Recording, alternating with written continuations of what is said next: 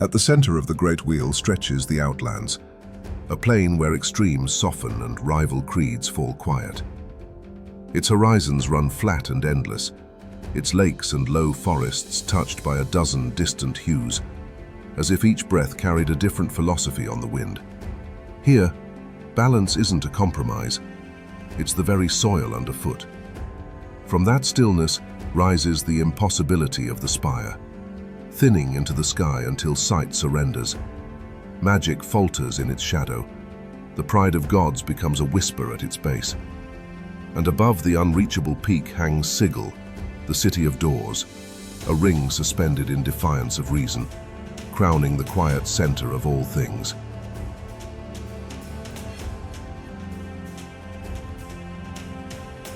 Travel outward and the land grows suggestive, as though the plains beyond are breathing through thin walls. A marsh grows mean with Carceri's spite. A grove brightens with a rumor of arborea. The Outlands never choose a side, yet they remember every side. And so pilgrims, sages, fiends and knights all find neutral ground to parley, plot or pray. Caravans circle the Spire. Shrines share streets with counting houses, and fortresses keep watch without ever quite becoming bastions of any one ideal.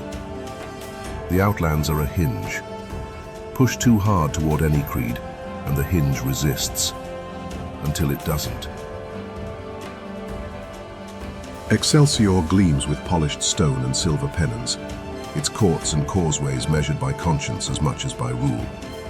Lantern-bearing wardens patrol in calm pairs, guiding the wronged to redress and the repentant to the city's quiet chapels. Somewhere beyond a sunlit arch waits the first golden step of Mount Celestia, and the air itself seems to ask, "Are you ready to climb?"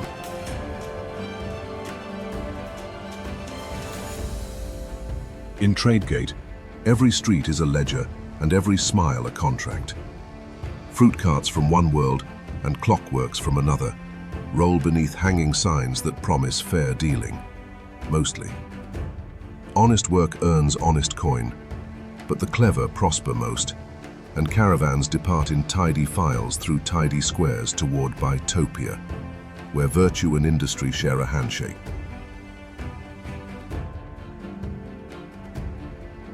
Fortitude is geometry given civic pride, streets in clean lines, gardens clipped to ideals, and watchmen who salute even the sunrise. The town's charters are recited like hymns, and disputes end beneath orderly banners with no need for blades. Past its measured gates, Arcadia awaits, a realm where law and goodness march in step.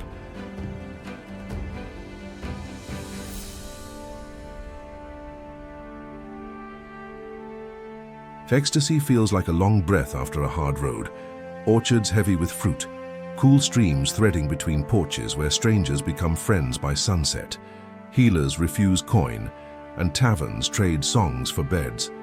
Through a willow-hung portal lies Elysium, the peace that needs no sermon, only arrival.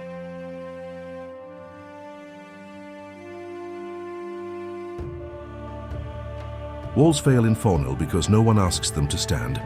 Meadows run right into streets, and streets forget they were ever streets at all.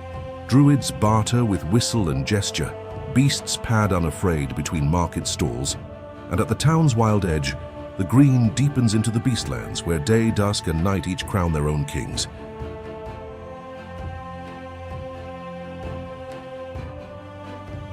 In Sylvania, the music never ends, only change is key.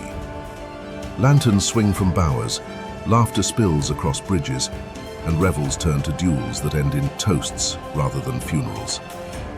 Slip through a vine-framed colonnade, and the celebration becomes arborea itself. Passion, pride, and poetry made landscape. Longships shoulder the docks of Glorium, their prows carved like boasts. Trials of strength fill the commons. Stone lifting at dawn, wrestling at noon, drinking sagas at dusk, while shield-bright warriors swear oaths that taste like thunder. Beyond a spray-slick arch, Isgard roars with cliff-top feasts and glorious battles that end in friendship, or in tomorrow's rematch.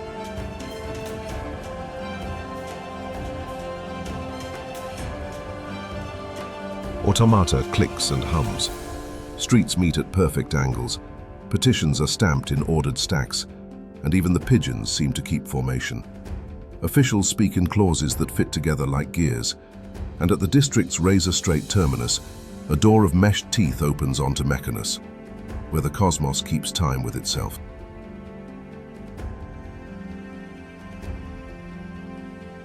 The walls of Rigus are drills made stone, barracks in ranks, courtyards sized for formations, forges that eat night.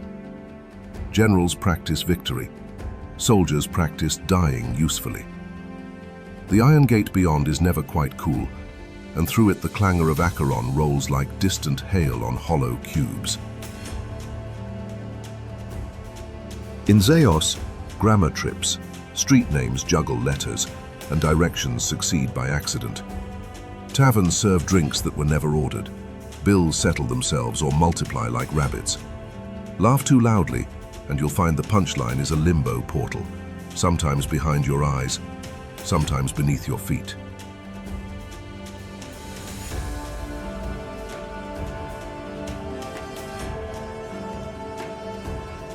Wind owns Bedlam.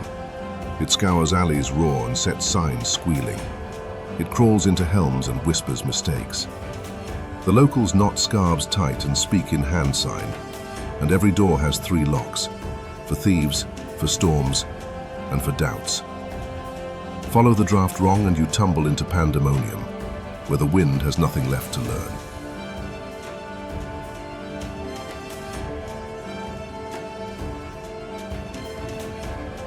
Ribcage narrows like a throat between Blade Ridge hills, its avenues penned by pillared arches that curve inward with stern intent.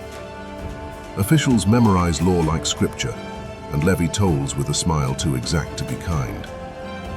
Past the last stern arch and the road plunges into Bartor, where every bargain carries an echo.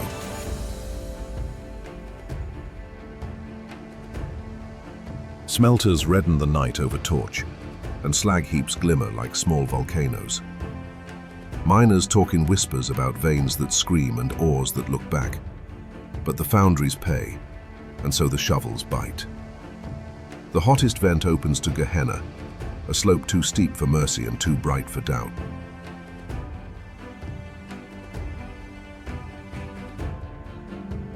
Color surrenders early and hopeless. Paint fades to bruise brown, voices slow, and shopkeepers sell maybe tomorrow, more often than bread. Street lamps gutter even on windless nights, and every path seems to lead downhill. At the far roundabout waits the grey waste, where passion comes to rest and forgets why it stirred.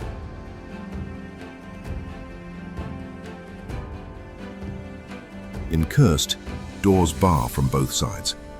Neighbors count each other's keys. Magistrates count favors that somehow never clear. Exiles pace the walls and find no gate they trust, until a hatred ripens just right, and a crack opens onto Carcery, the prison that fits because you measured it yourself. Plague-Mort sells what it can't cure. Charms against knives that are also charms for knives. Powders that steady the gut, and promises, always promises. Priests keep to bright squares, alleys keep to themselves. The barbed arch to the abyss is easy to find.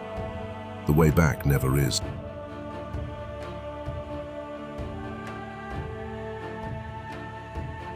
Balance draws powers that prefer to watch without being swallowed. The dragon judge Chronepsis keeps his mausoleum here, where time is counted without argument. The serpent queen Shekinesta rules a subtler court, spinning fates for her children and for those who trespass into her light. In hidden caverns breathes the cold intellect of Ilsensine, the illithid power, whose thoughts seep like roots through stone. And somewhere in quiet breadth lies the hidden realm of Anam, where the first of giants weighs silence against thunder. None strut here. The Outlands sand the edges from miracles and make even divinity listen to its own echo. A realm may spread a banner, but the banner droops in the neutral air, reminded that this center belongs to no one at all.